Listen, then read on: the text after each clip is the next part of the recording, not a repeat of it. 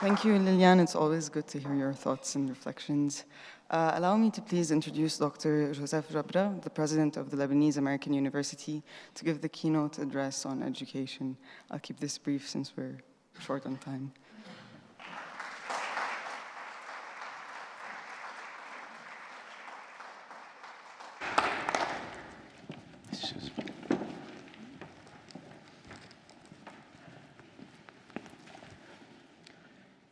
Thank you very, very much.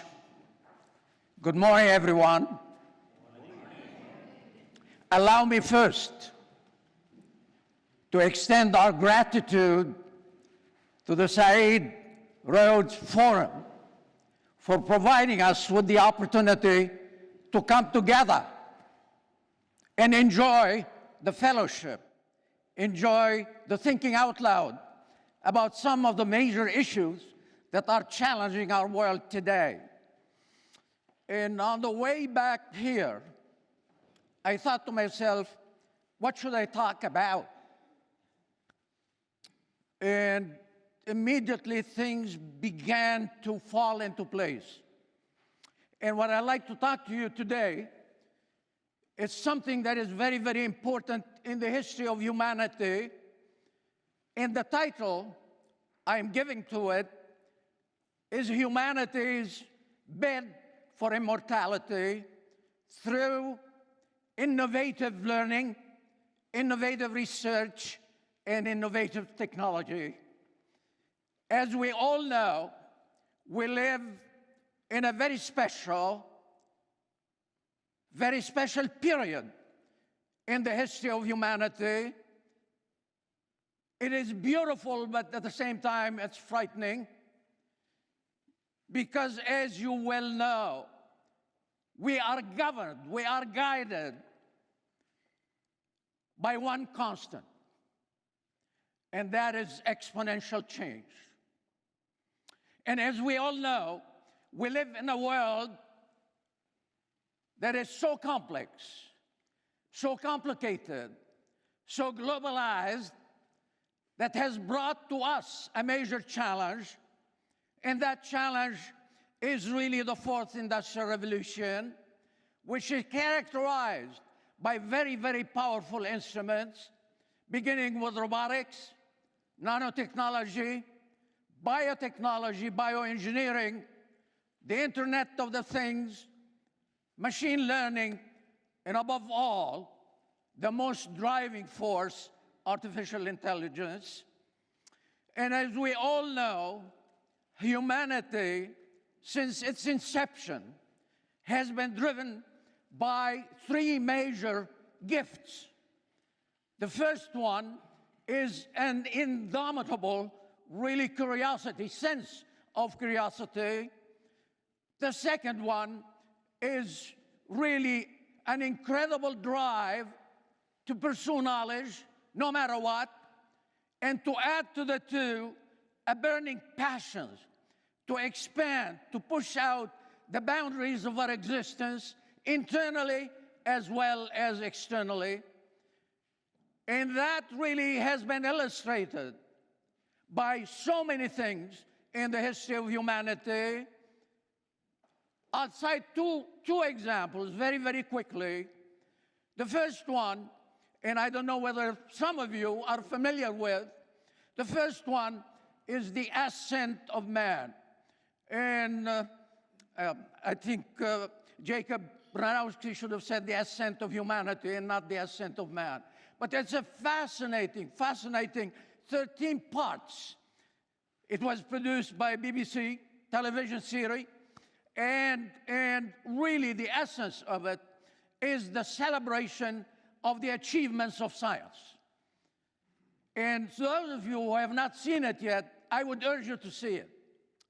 The second one, which extends across the history of humanity, consists really of the revolutions that have gripped, the march of civilization across the ages, beginning really with the cognitive revolution, which really put at our disposal something that is very, very important: the language, the alphabet, our ability really to communicate and provide us with the opportunity as human beings, really, to rule the world, so to speak, not in a negative sense, something that is very, very important. And that was followed, really, by the agricultural revolution. And that was a formidable revolution. We don't think we pay a lot of attention to it at the present time. But just think for a moment that our drive, really, for new knowledge, our drive to master the environment around us has really been incredible. We domesticated plants, we domesticated animals, and what happened really was a major revolution in the social order that really was put in place at that particular time, and it took a long time to do that. So you have these people gathering together very close to their fields, deprived of the ability really to move about. Their full mobility was kind of limited. They had to pay attention to the plants, to the trees. They had to pay attention to the animals that they've domesticated. But I'm really fascinated by what happened within the past 500 years. And if you look at it very, very closely, but very briefly, we'll find that first, science, industry, and technology have come together in an incredible, unprecedented way. Just think for a moment what happened to the steam engine. Think for a moment what happened with respect to the internal combustion engine. Think for a moment what happened to electricity. We take everything for granted, but these have been major scientific revolutions that have, in a way, revolutionized the march of civilization. But there was something that was very, very important that happened. With the fourth industrial revolution, what happened was Homo sapiens discovered the genetic code. And that was really an incredible discovery. Why was it an incredible discovery? Because it gave our people the ability to look at what happened to us, to our body, as something technical. And they can take care of it. When I was growing up, they used to tell us if you touch the heart, the person would die immediately. Look what happened.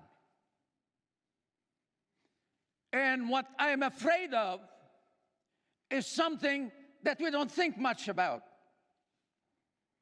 The ability of the Homo sapiens to change the constituents of our human body, the constituents of our psyche, through the instruments of the fourth industrial revolution. And this is very frightening. Harari, in his trilogy, asked the question, are we about, as a human being, to self-destruct and transition into something different? And he said, perhaps that something different is not Homo sapiens, but Homo Deus. The search for immortality. King Lamish, as you well know, the king of Europe, was obsessed by immortality. He went to the underworld to discover what mortality was all about, but he couldn't. He couldn't. And now, scientists are looking at what makes our cells in our body age. And I was talking to someone in Los Angeles, and he told me, Joe, I think we're about to discover that. What does that mean? I mean, if we discover really what makes the cells age, then what is next? It's something that is fascinating, but at the same time, it's frightening. And all of that is being done by us, by human beings. Just take a look at the sweep of history. You find out that we are insatiable, and luckily so, insatiable in the pursuit of knowledge. And this is something that we are proud of. But where are we going to stop? Where do we go from here? These are very, very vital questions that we need really to have an answer for. I'll stop for a moment, and I'll go into the next part of my presentation to you. And I say to myself, having looked at almost all universities in the Arab world, and said to myself, how are we, as university, preparing our young people to face, to meet the challenges of the fourth industrial revolution? And I'm afraid to tell you that a little is being done. And this is something that I'm going to spend the rest of my life fighting for. We need really to come of age. In what way? Well, I think we need to have a revolution. Thawra in higher education, peaceful thawra, but we need to have it. We need to have it. I think, I'm sorry, I have my suit on today and I'm calling for a revolution. I should have done that yesterday when I had my jeans and my boots on. But nevertheless, what does it mean to have a revolution in higher education? In fact, in the entire educational system, elementary, secondary, but I'm going to focus on the tertiary system. I think every single university should have a motto in terms of innovation. We can no longer sit still. We need to innovate all the time. And that innovation has to focus first on the curriculum. I think we need to take a close look at our curriculum and ask the questions whether the content of our curriculum throughout the Arab world is relevant to what's going on in the world at the present time. I think the second, aspect of it is really the mode of delivery. Gone by are the days when we as faculty members came to the podium as high priest of knowledge, gave our lectures and left. Doesn't work anymore because our young people are smarter than we are. They're more aware. They're well-versed, if you will, in the use of technology that they would put us to shame.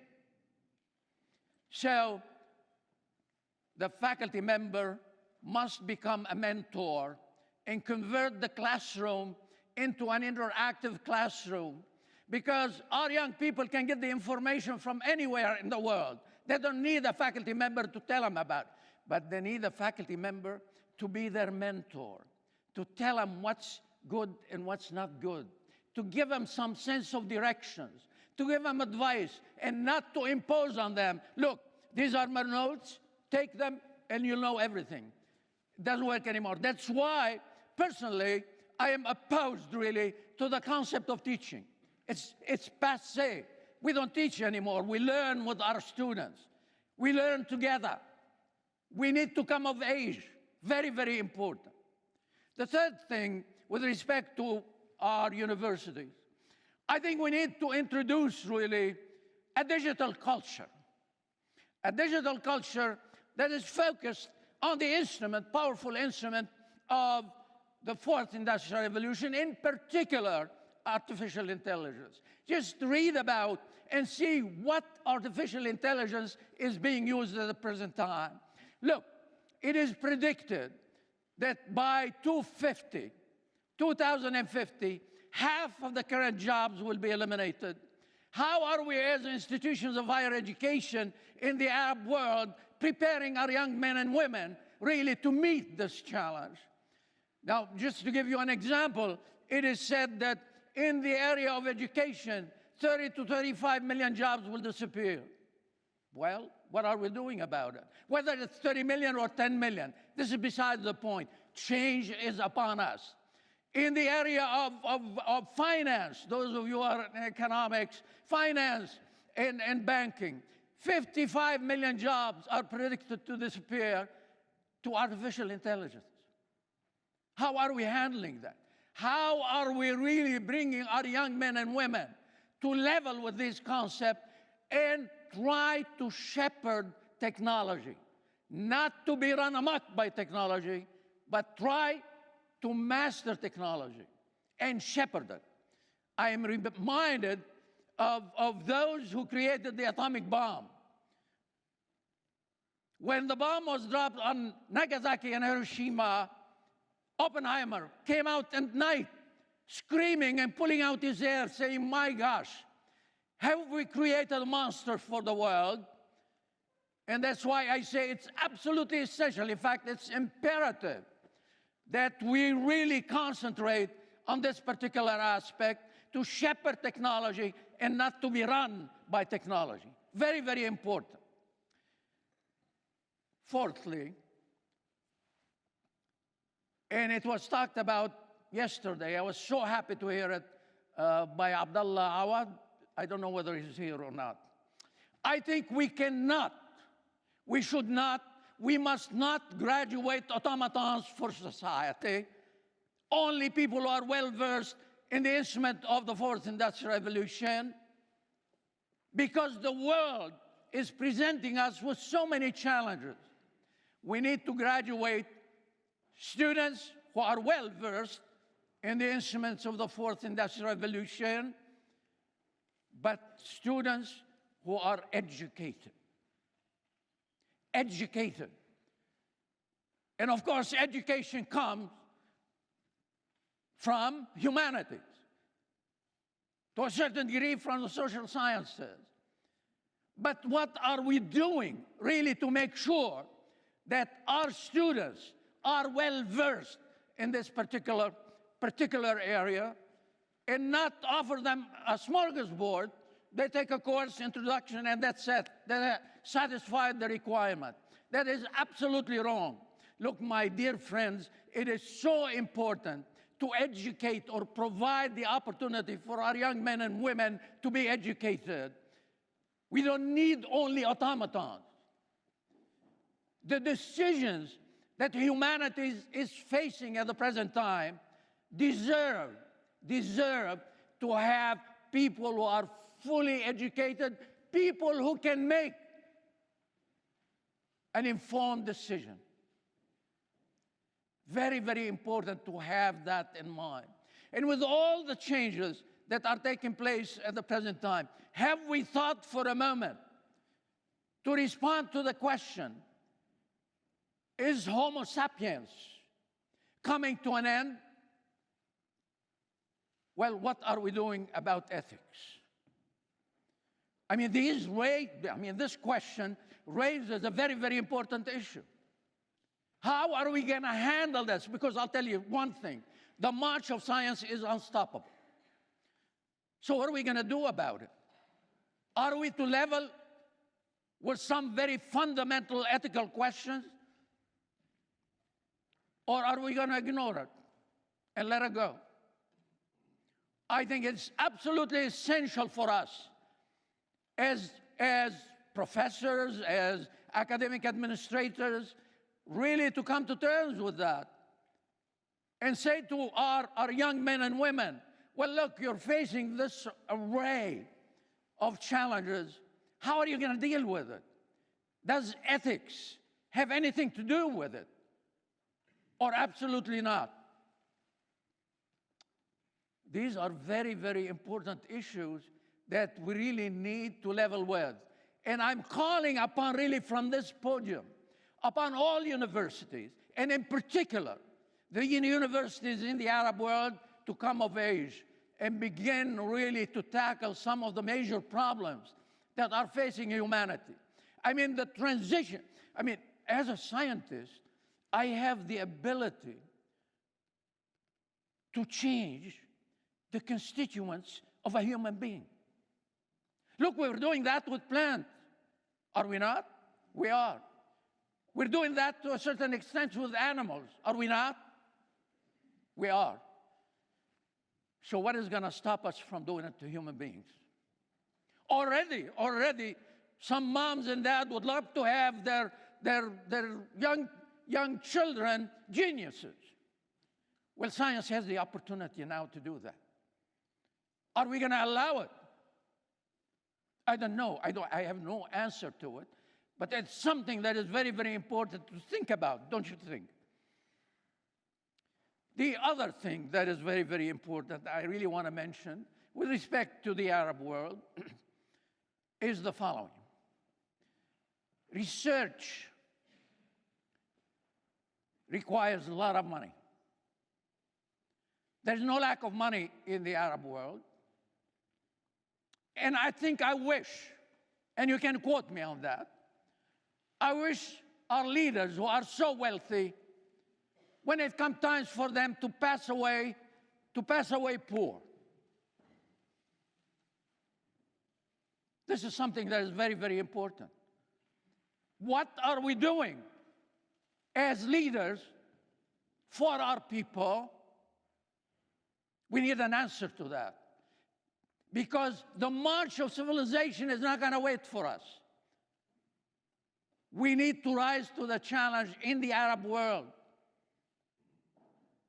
Corruption and siphoning off away money from the people, from our universities, from our young men and women,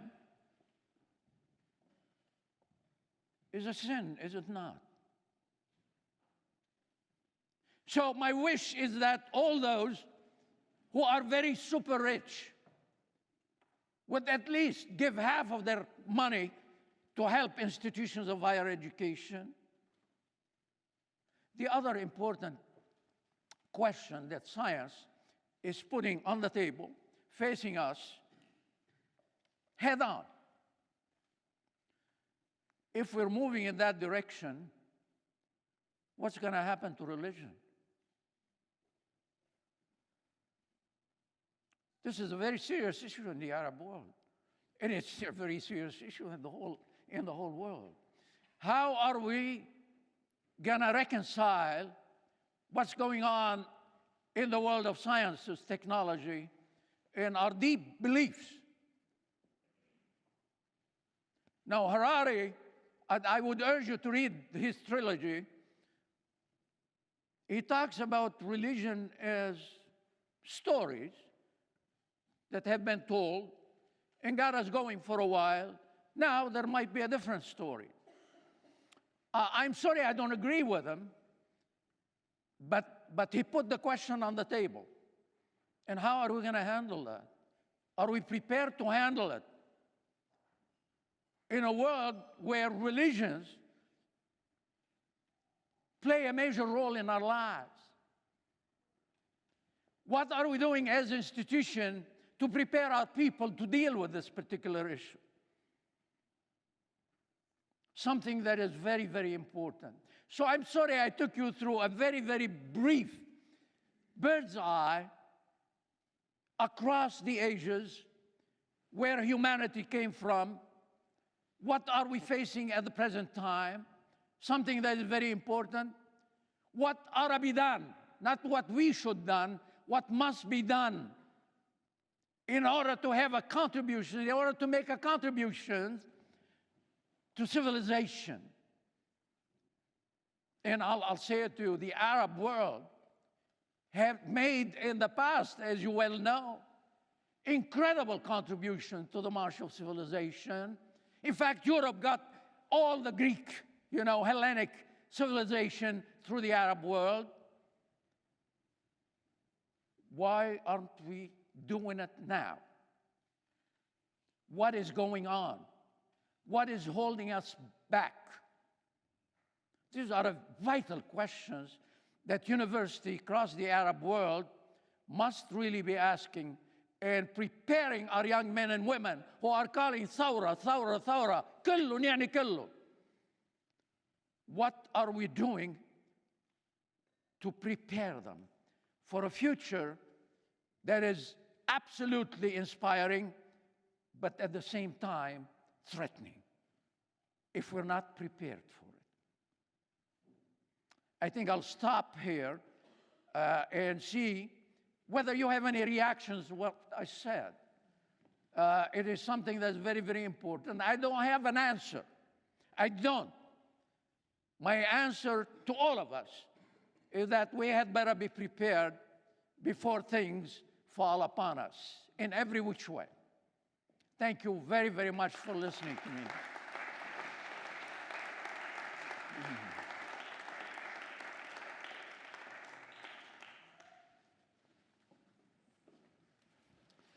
I don't want to take the whole hour because I like to be short and precise and right to the point.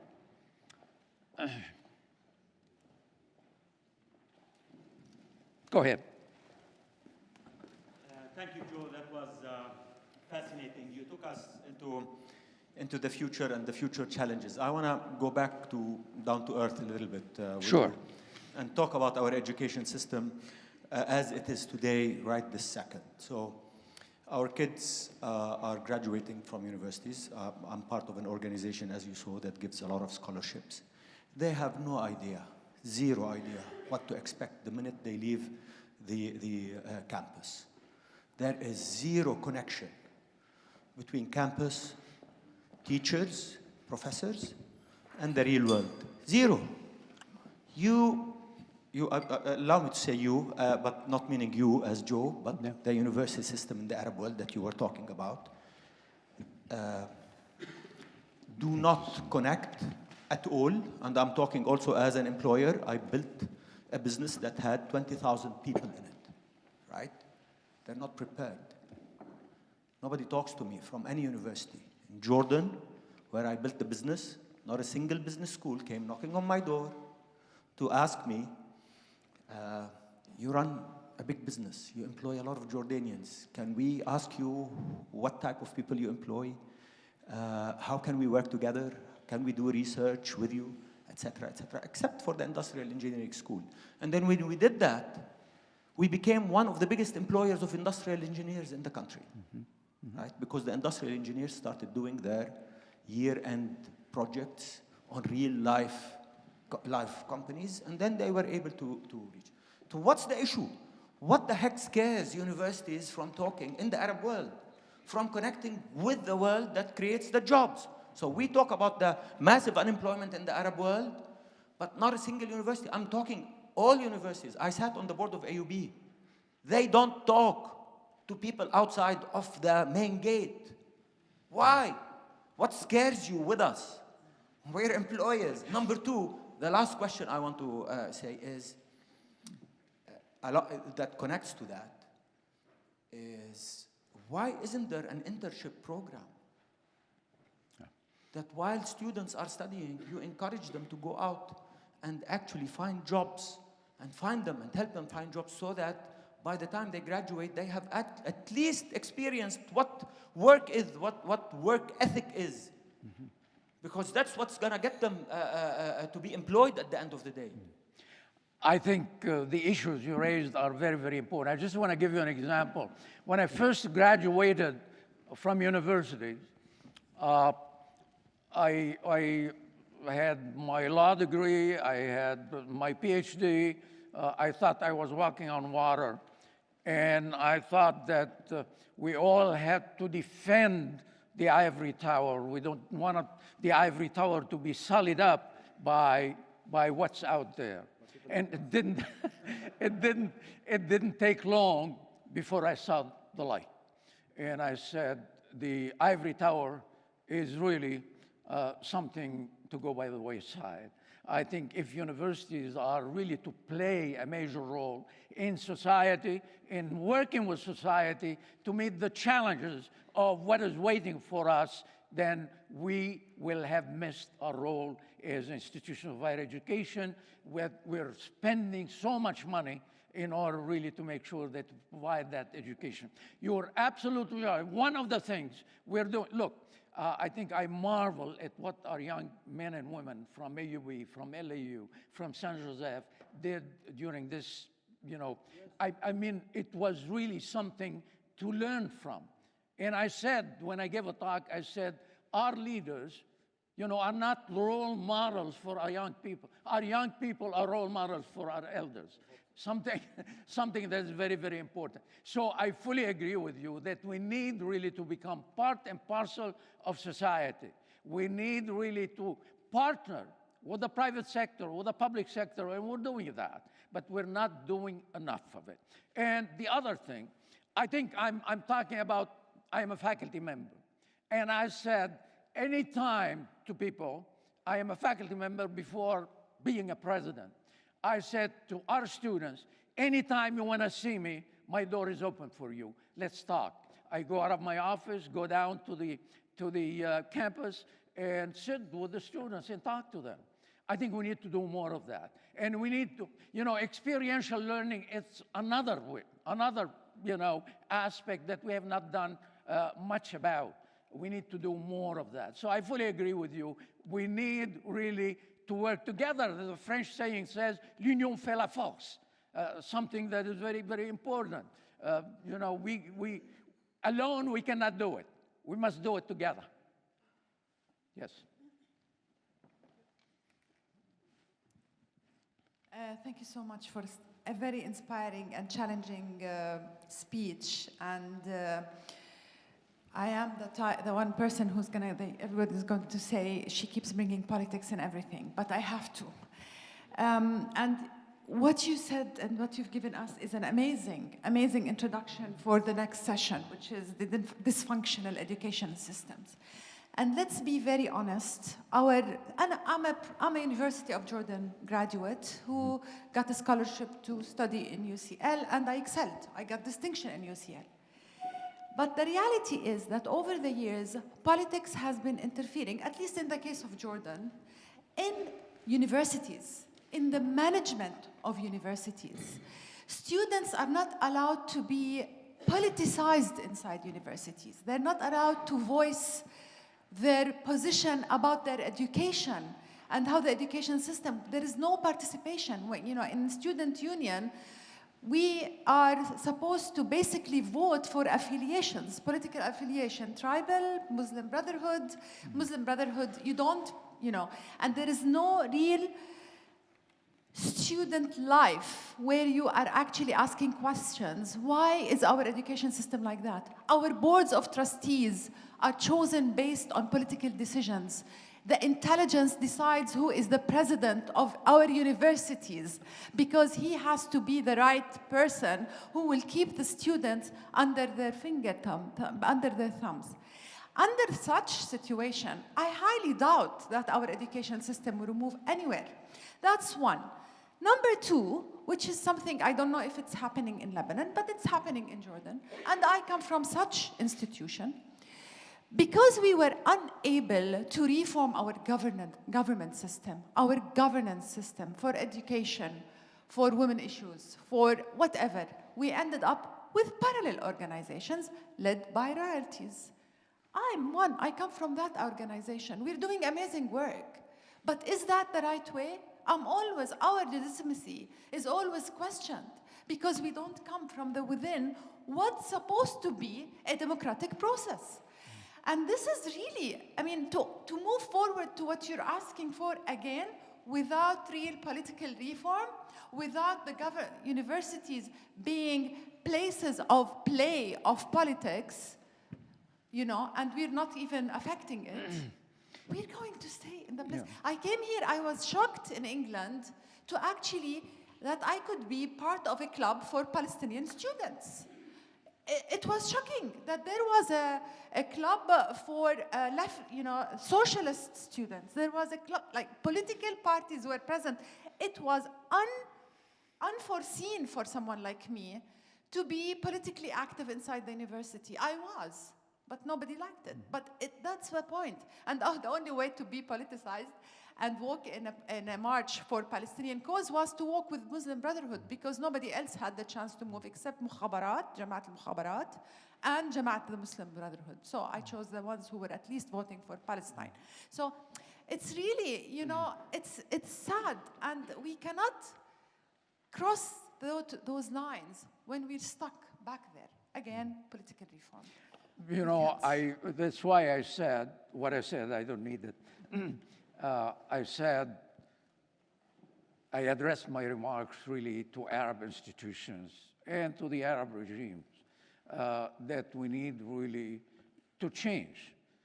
Now, we can change. I'll just give you an example. I mean, talking about the politicization of the student body, I think there are ways of doing that. And we've done it at LAU. You know that our students, and they come from a variety of parties, political parties, we got them really to all parties to have their program and to announce their program, what they're going to do if they were to be elected. And the voting was really online. And I sit with them, and after the results are given, they hug each other, respect each other. I think we can change things. Now, there is something about the regimes and the fact that they don't accept anything that is untoward. I'll just give you one example. I had a classmate by the name of Suhail Tawil, and he was from Syria. And he was dying to go back to Syria. And he was doing extremely well. He told me that, I should go back to Lebanon. He's going back to Syria. He went back to Syria, and he began to talk about some of the things we're talking about. That was in the 70s. He lasted 3 months, and he came back. He told me it's impossible. But we cannot go on saying to ourselves it's impossible, because the more we say it's impossible, the more behind, if you're going to be, if just think about it, the more behind we're going to be really left, so to speak, to our own devices. And the march of civilization is going so fast, so rapidly, so that we're going to miss the boat. And if that's our fate to miss the boat, I will not accept it personally, but if society wants to accept it, tant pis, as we say in French. You know, we have to come out of this cocoon and really face the major problems and say, well, it's about time that we changed. Thank you for a great talk. And I'm just going to give a glimmer of hope. We're here in the Rhodes and Said Scholarship, and we're trying to educate these wonderful young people for a reason. And I think it's part of the application you have to sign that you're going to go back to your country and serve. And I think so we need to help show them a way how they can actually serve. Yes, we need to change the political reform. Yes, we need to change how we elect our presidents, how we elect our deans, and how we elect our chairs of department. But this means we need a different kind of thinking and different kind of freedom, which will take time. But meanwhile, what can we do now? What can every young person do today? And it is possible, just like you said. There's a way. And it's about individuals focusing, training themselves, building their own capacity, learning from these great institutions like Oxford and Cambridge and other universities, how I can deal with the system to create change. And actually, it starts with the individual himself or herself. You can make change. And I'm just going to give a simple example. When I went back to Jordan, and I started teaching at the university, I realized this disconnect. I teach, and then my students go outside, and it's a totally different world. It's like a schizophrenia in every discipline. And the mission of every university, producing citizens who can identify problems to make a difference in their community. But we don't see it, right? That's the mission. And I asked my student, has anybody ever read the mission? Of course not. So I said, okay, what can I do? So knowing that there should be grand change, but if I'm going to wait for it to change, it'll never happen. So I thought, I am going to do what I can do. And so I started looking around. I'm a molecular biologist. I'm not an education person. But my first and foremost service is to educate. So I looked around, started reading, what are the different pedagogies around? For example, I learned about service learning. I don't know how many of you know about service learning. So it's about teaching a concept in a particular course and relating it to the community. So instead of giving a lecture where half the students fall asleep, you tell them, go outside and teach a sector of the community that knowledge, that skill that you should have learned in the classroom. And we know that you learn most when you're actually teaching. And I thought, this is great. You know, we need this. We need this in the Arab world. And I knocked the president's door, and he told me, oh, no, we don't need this. You know, that's just volunteering. And I said, did I give up? No. I thought, you know, this is what we should all think about. It is our responsibility as individuals to make a difference. So what I did, I emailed maybe 100 emails. So thank you for technology. You can connect with the world. And I emailed every service learning center, I think, in the world, telling them, can you help me? We want to start something in Jordan. And so a lot of them said, we can help you, but nobody was ready to do research, but nobody was ready to actually do reform in the curriculum until I found Tempus. And I found a university actually here in England. And we applied to Tempus. We wrote a whole big grant, and we don't have a grant department, so it was between me and David Brooks. And then at the end, we applied and we lost it. I didn't give up, and this is not my field. So we asked, why did we lose it? Or they said, oh, you have to invite another university. So I contacted AUB, all the universities in Palestine, universities in Egypt, and then AUB accepted. We applied again the next year, and we won a grant of €1 million to start the first service learning center in the Middle East. And so this is how it did. And then my president could not say no. I got the money, and I created a coalition inside the university of professors who were convinced with the idea, and we all started teaching using service learning. Because you can do it in your classroom. It's not rocket science. Again, all of these are not about money. It's about changing how you think. And you learn it from the people around you as you are here in Oxford. When I said yesterday, go attend workshops, go learn what people are doing, and make connections so when you go back, you can actually do something with it. Today, we have a service learning center that's in 3 universities. People got chances to go outside and learn. And this is just a small example of if we take upon ourselves the responsibility and the initiative to learn ourselves, and then to go out and do something, and not, I mean, we know there are things going wrong, but it starts with every one of you. And that's how we make change. And actually, the education systems in the US and the UK and other countries were like the Arab ones long ago, and they changed it one by one person by one person. So have trust in yourself, learn and foster that passion that you talked about, and believe me, you can make difference. And then, you know, when somebody tells you what is a drop in the water, you're nothing, tell them what is the ocean except 1 million of drops. So each of one of you together, you really can make a difference. And I'd love to see your stories in 10 years. That's all right. Can I mention something to you? I don't know, you might know about it. Google has a secret project, and the secret project is called Immortality, and they just dedicated $3 billion for it. The other thing is that they have the super duper computer that can process data at incredible speed, what it would take 10,000 years for human beings to do the calculation. So just think for a moment what's going on. And I'll give you another example, which is very, very important really to know what's going on in the world. In the 50s,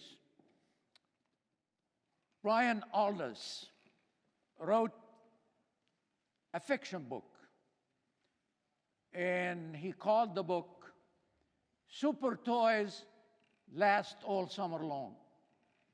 And the champion in that book was David, and David was a robot. It was something that he imagined, never thought about it. He imagined it. And they could not produce it as a film until 2000, when, you know, Steven Spielberg had enough computer power in order to create David. And David was a robot who was adopted by a couple. And he tried to explain to his mother, who adopted him, that I am a human being, I have feelings.